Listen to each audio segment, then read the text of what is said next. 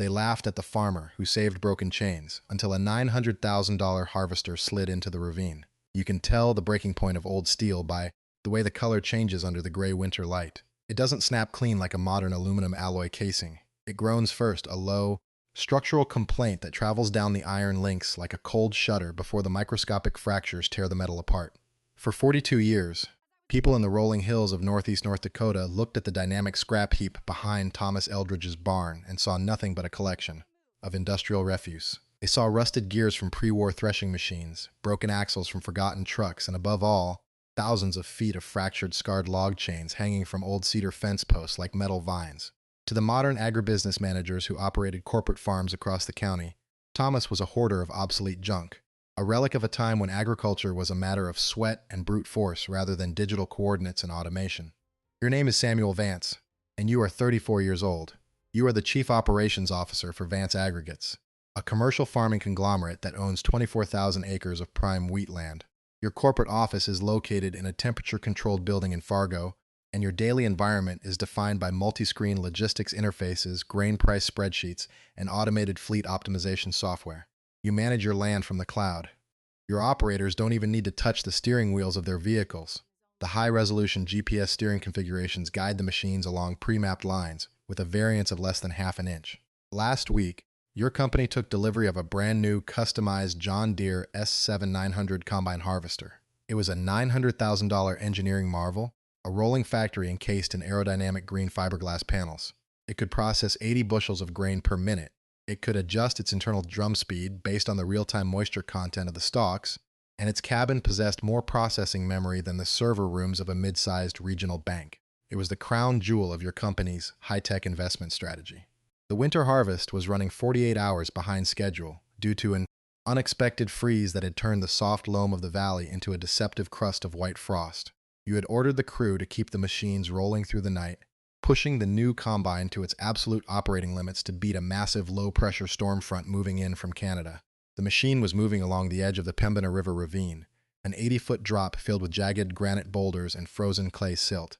The automated topography software on the harvest control panel had marked the ravine edge as clear, indicating that the frozen topsoil could easily support the combine's 35-ton operational weight. But the corporate software didn't factor in the underground thermal dynamics. Beneath the white crust of frost was a hidden pocket of soft, uncompacted shale sand that had remained unfrozen due to an active subterranean spring. At 4 o'clock in the morning, the outer tracks of the $900,000 harvester hit the soft pocket. The ground didn't slide gradually. It liquefied instantly under the immense downward load. The operator, a young man who had spent his entire career driving vehicles inside digital cabins, felt the back end of the massive machine drop 6 feet in less than a second. He panicked, striking the automated safety override switch, which immediately cut all power to the main drive tracks to prevent a rollover engine fire. The harvester was designed to protect its own internal systems first, and by protecting itself, it effectively paralyzed its own capacity to fight back. Within 3 minutes, the 35-ton machine had slipped completely off the access path, sliding backward down the 45-degree incline of the ravine, until its heavy steel grain hopper jammed against a massive ancient oak tree half buried in the frozen mud. It hung there at a sickening angle, suspended above an 80-foot drops with nothing but a single oak root system keeping $500,000 of insurance liability from exploding against the rocks below. The rescue operation started with the easy confidence of a corporate logistics unit backed by industrial budgets. You called the largest heavy-duty vehicle recovery service in Grand Forks, a firm that specialized in clearing multi-vehicle pileups off the interstate highways. They arrived at dawn with 2 massive, twin-engine Peterbilt wreckers equipped with hydraulic booms, computerized outrigger leveling systems, and 2-inch high-tensile steel cable lines rated for 80 tons of horizontal drag force. The company foreman looked at the ravine, plugged the machine specs into his computer model, and gave the thumbs up. "We'll have her back on the path before the coffee gets cold," he told you with a tight, professional smile. They backed the massive wreckers to the edge of the stable path, extended their wide outrigger feet onto heavy wood pads, and ran their massive steel lines down into the darkness of the ravine, hooking the cables to the harvester's factory-certified recovery eyes on the rear axle housing. The automated winches began to turn, their electric motors humming with a high-pitched, clean mechanical whine. The lines went taut, spraying fine needles of frozen river water into the morning air as the cables stretched under 20 tons of initial sustained tension. And then, with a sudden brutal clarity, the combine harvester wasn't just sitting on flat mud. Its massive headers were buried 4 feet deep in frozen clay silt, creating an immense suction force that acted like a physical anchor. As the wrecker winches applied 30 tons of constant force, the electronic sensor inside the lead wrecker's control cab began to flash a bright, yellow alert signal. Load limit reached. System lockdown imminent to prevent structural rigging failure. The automated winches clicked side and completely shut down. The software refused to exceed the safety parameters established by the corporate lawyers in Germany to protect the wrecker's warranty line. The foreman tried to clear the code, but the machine refused the command. The system was too smart to risk itself for your cargo. While the engineers argued with their diagnostic interface screens, a loud, sharp pop resonated from the ravine. The factory-certified steel recovery eye on the harvester's axle housing, a part cast from clean, molded alloy, had sheared completely off under the stress, sending 40 feet of 2-inch steel cable whipping back up the slope like an iron serpent, smashing through the wrecker's glass windshield and missing the operator's head by mere inches. The metal can't take the local drag profile, the foreman said, his face pale as he looked at his broken rig lines. The extraction angle is too low, and the clay suction is doubling the effective weight of the machine. Any more horizontal pull from this location will pull my trucks down into the ditch before that combine moves an inch. You need a heavy crane unit from Fargo, but with the storm coming, the highway permits won't be cleared until next Thursday. You looked at the low sky, the gray clouds heavy with the promise of 6 inches of ice accumulation. If the combine stayed in the ravine through the storm, the ice weight would break the oak tree support system, and your $900,000 investment would drop into the riverbed, completely destroying the contract with the Detroit grain buyers. You were facing an operational catastrophe, your digital spreadsheets completely useless against the brutal reality of frozen clay silt and a computer system that had decided to save itself by quitting. That was the exact moment when the low, rhythmic, multi-cylinder bark of an old engine sounded from the southern boundary fence. It wasn't the clean, smooth hum of a modern common rail diesel. It was a raw, primitive, and heavy syncopation that sounded like iron hammers striking an anvil in the dark. Thomas Eldridge rolled into the shipping yard driving his 1958 Caterpillar D8 crawler tractor. A machine that had no cab, no windshield, no electronic display screens, just a solid steel seat bolted directly to an exposed iron frame that was painted a faded, oil-stained industrial yellow. Thomas was 72 years old. He wore old insulated denim overalls that were stiff with 20 years of grease, build-up, a worn cap with a bleached-out seed company logo, and thick leather gloves that had been patched with wire line at the seams. Behind his heavy crawler, dragging through the frozen snow like an ancient anchor, was a massive, handmade iron sled holding 3 giant coils of heavy log chain. These weren't the clean silver chains you buy from a modern hardware distributor. These were massive black links forged from thick carbon steel, scarified by decades of heavy lifting, their surfaces showing the dark, hammer-marked welds where Thomas had joined broken fragments together over a backyard forge. The corporate technicians looked at the old tractor and started to laugh. The young operator who had slid the harvester into the ditch leaned out of his heated support vehicle and made a joke about the museum piece arriving to clean up the metas. The crawler weighed less than 12 tons, and its old naturally aspirated engine put out less than 150 horsepower at the flywheel. To a generation that believed power was a matter of digital software metrics and variable displacement hydraulic pumps, Thomas's rig looked like an ancient joke from an era that progress had successfully erased. Thomas didn't look at the engineers. He didn't check a clipboard or run a computer simulation of the load profile. He climbed down from his iron seat slowly, his veteran joints making a dull creaking sound that matched the frame of his machine, walked over to the edge of the ravine, and looked down at the trapped combine harvester with a gaze that had spent 53 years reading how heavy objects behave when they fall into the earth.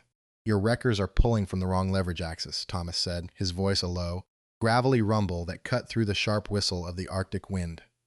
"You're trying to drag 35 tons of iron straight through 4 feet of frozen mud crust.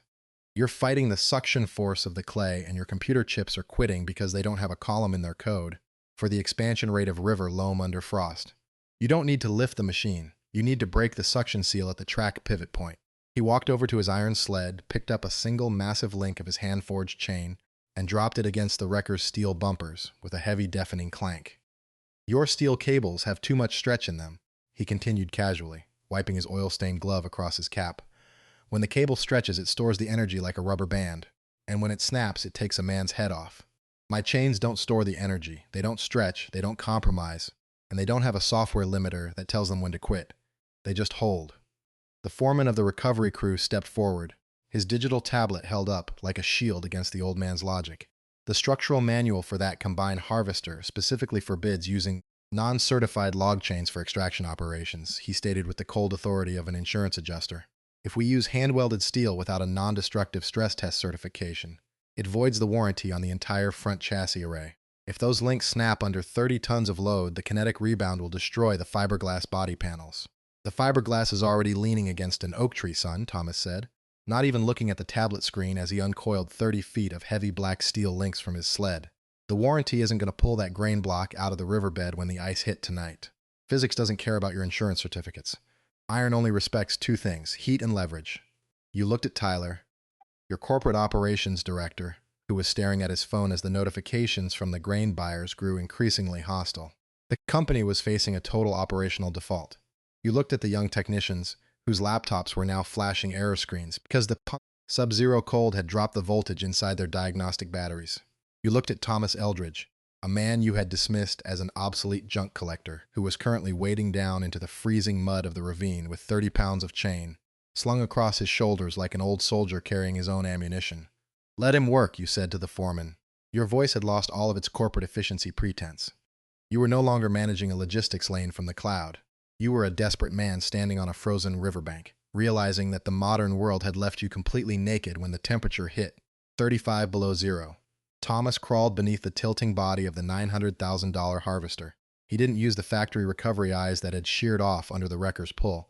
He bypassed the frame completely, wrapping his hand-wedged black chains directly around the massive solid-cast main drive spindle of the front tracks, the truest, heaviest point of structural integrity on the entire machine. He didn't use a standard steel hook. He joined the links together using an old blacksmith's knot secured by a case-hardened steel pin that he had turned himself on his manual lathe 30 years ago.